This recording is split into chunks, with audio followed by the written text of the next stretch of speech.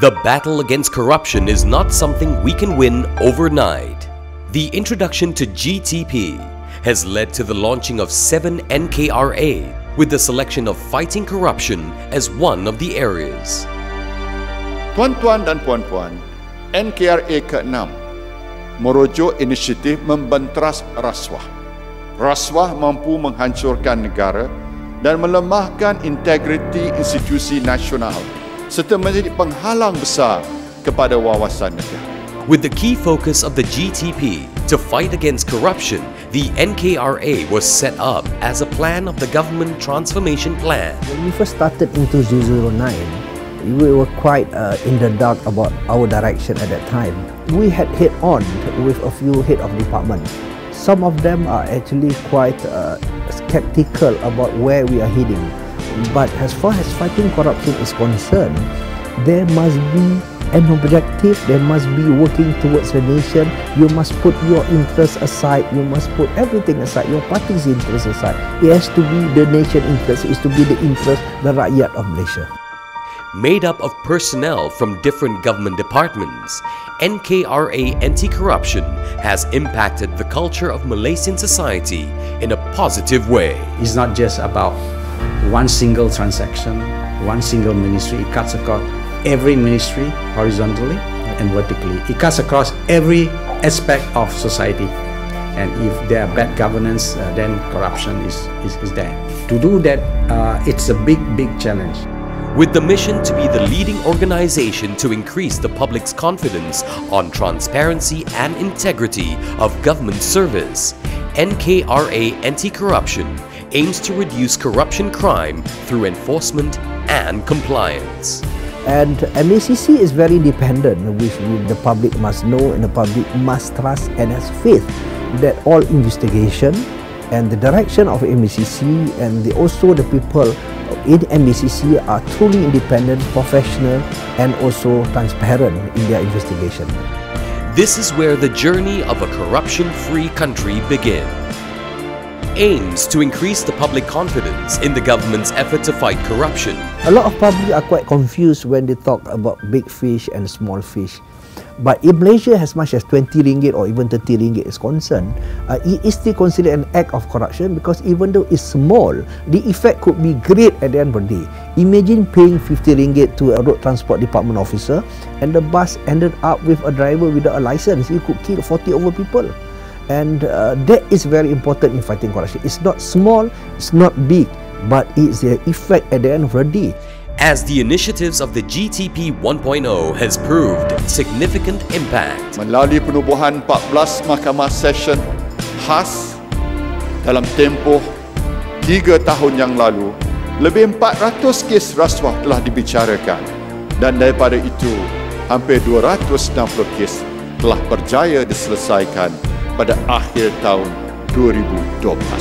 With that, the GTP 2.0 aims to raise public awareness about the issue on all levels, especially at the formative stages.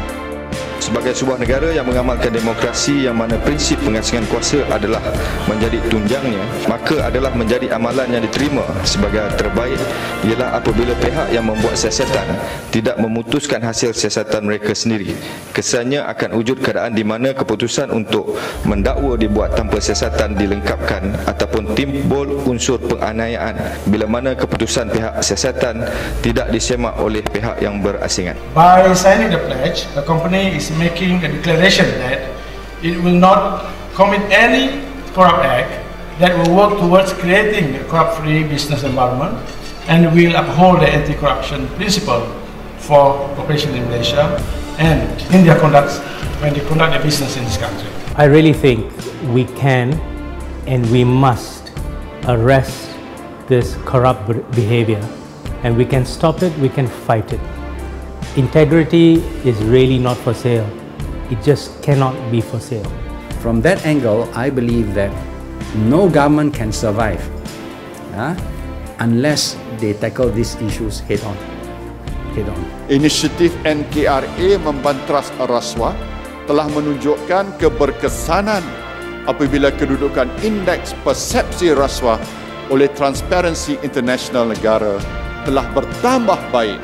The fact that we have risen from the global corruption barometer has proven that Malaysia can hold its own amongst other world powers. And as we strive for more inclusive societies, a recent UNDP study also found that 76% of women surveyed think corruption has prevented them from accessing public goods and services. In order to have sustainability and a transformation that is meaningful, I must involve all stakeholders. While change ideas may come from the outside, but finally the change has to come from within. And the successful work of the NKRA has put the country on the world's map. Jadi akta ini sebenarnya sejak kita diwartakan pada tahun 2010 sehingga sekarang kita hampir ada 124 orang yang telah dilindungi dalam Akta Perlindungan Pemberi Maklumat. Ini yang sebenarnya menunjukkan keyakinan rakyat terhadap usaha-usaha kerajaan. Penekanan tentang hak asasi saksi dan suspek dulu. Hak asasi dia kita kena ambil kira dalam melaksanakan tugas kita. Ini dia laporan tahunan SPRM. Mengikut akta hendaklah dikemukakan ataupun diserahkan kepada jawatan kuasa khas mengenai rasuah. Dalam akta itu, lembaga penasihat ditubuhkan dan jawatan kuasa rayuan ditubuhkan. 3 badan yang bebas ditubuhkan untuk mengawasi perjalanan SPRM.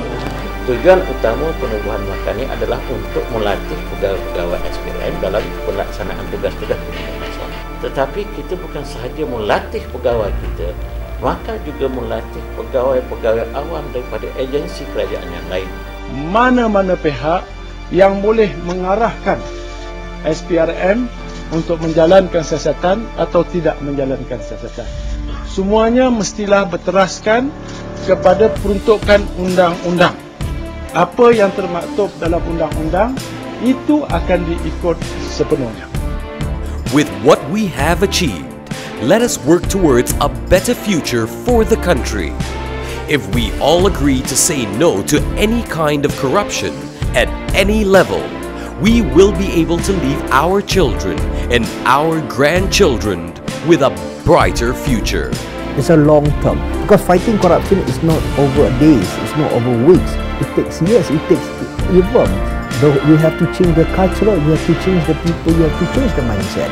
And prevention is as much as prevention is better than cure.